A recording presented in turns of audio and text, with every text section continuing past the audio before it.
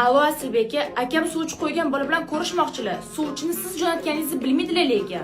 Meni ham chaqirib qo'ygan, o'rtoq sinimga kimdir suvchi qo'yibdi, yur uramiz deb.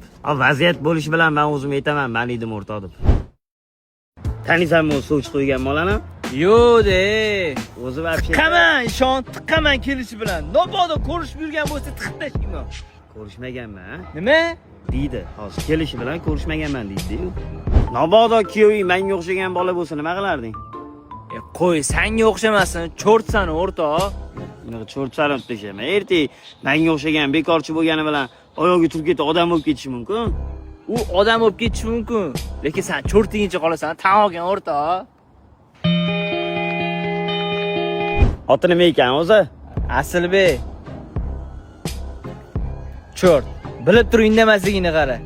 Nimani bilib turib? Asabiylashmayapti, sigaret ber, chaki o'rtoq. Короче, o'rtoq bitta narsani senga aytishim kerak. O'sha siningga suvchi qo'ygan Asilbek bor-ku. Ha. Voy, qani pichog'im qayerda edi? Ha?